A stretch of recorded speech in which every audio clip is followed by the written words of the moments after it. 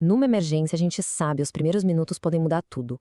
Ter o conhecimento para agir diante de um ferimento grave, de um sangramento, isso pode literalmente salvar uma vida. Então vamos mergulhar nos passos essenciais para controlar uma hemorragia e saber o que fazer com confiança quando cada segundo realmente importa.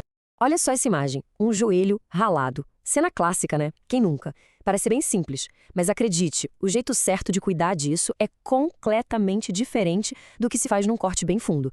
E entender essa diferença? Bom, esse é o primeiríssimo passo para um socorro que realmente funciona. Então, a primeira coisa é entender que nem todo ferimento é igual. E claro, o tratamento também não vai ser.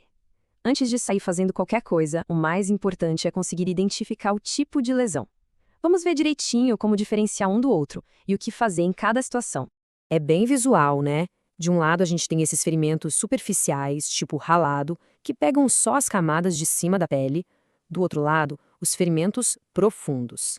Esses sim podem danificar músculos, vasos sanguíneos, tudo que está por baixo. Só de olhar, a gente já tem uma pista muito clara da gravidade. E aqui, pessoal, tá uma regra de ouro. No ferimento superficial, a água e sabão são nossos amigos, ajudam a limpar. Agora, num corte profundo, a história muda completamente. O nosso corpo já começou a trabalhar, a criar um coágulo para parar o sangue. Se a gente joga água ali, a gente pode acabar com esse trabalho todo e fazer o sangramento piorar. Então a regra é clara: ferida funda não se lava. E se tiver alguma coisa cravada no ferimento? Um pedaço de vidro, uma faca? A instrução é uma só: não tire. É isso mesmo. Esse objeto pode estar funcionando como um tampão, segurando uma hemorragia interna gravíssima.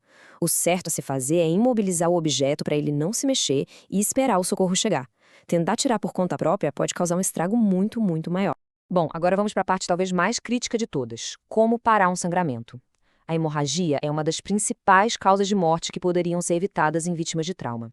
Dominar essa técnica é, sem exagero, saber como salvar uma vida. É importante saber que o sangue não sai sempre do mesmo jeito. O sangramento arterial é o mais perigoso de todos. O sangue é vermelho vivo e sai em jato, sabe? Pulsando junto com o coração. Já o venoso escorre de um jeito mais contínuo. E o capilar é aquele mais fraquinho, do ralado. Identificar o tipo de sangramento ajuda a gente a entender a urgência da situação. O nome técnico do que a gente faz para parar o sangue é hemostasia. É a nossa ação, com as nossas mãos, de pressionar o local. Isso dá uma força para o processo natural do corpo, que é a coagulação. A gente ajuda o corpo a fazer o trabalho dele para estancar a perda de sangue. Certo, então como fazemos isso na prática? Os passos são simples, mas cruciais. Primeiro, a segurança de quem está ajudando. Se tiver luvas, use, sempre. Depois, cubra a ferida com uma gaze ou um pano limpo e pressione. Pressione com força e de forma constante. E se a gaze encharcar de sangue? Não tire, jamais. Apenas coloque outra por cima e continue pressionando. Se a gente tira a primeira gaze, a gente arranca o coágulo que estava começando a se formar. Mas e se a lesão for muito, muito grave? Pense numa amputação ou um ferimento gigante num braço ou numa perna. E a pressão direta simplesmente não está dando conta? Aí a gente precisa de uma ferramenta mais potente. É exatamente nesses cenários extremos que o torniquete entra. É uma medida drástica, sim, mas é uma medida absolutamente vital quando a gente está diante de uma hemorragia que não para de jeito nenhum e que está ameaçando a vida da pessoa. Esse aqui é um torniquete comercial, muitas vezes chamado de torniquete tático ou militar. Ele foi criado exatamente para isso, para ser aplicado de forma rápida e super eficaz. Se tiver um desses por perto, essa é sem dúvida a melhor opção.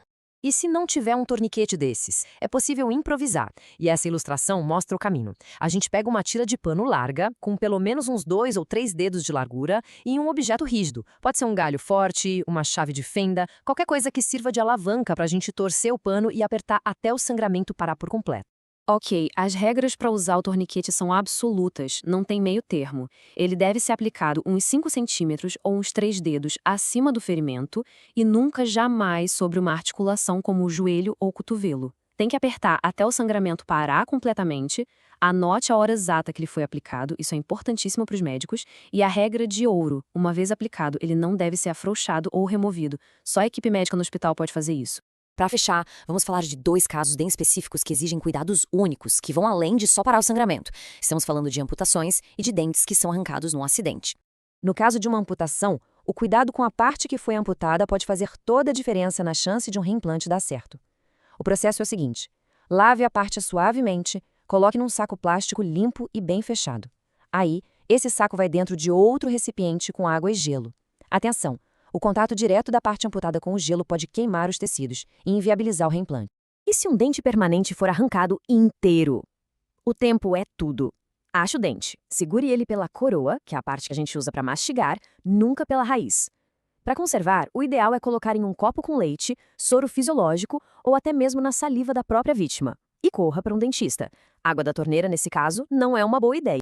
Então, se a gente fosse resumir tudo o que conversamos em 3 ações-chave, seria isso. Primeiro, a segurança de quem ajuda vem em primeiro lugar. Segundo, o foco total é parar o sangramento, seja com pressão direta ou com torniquete.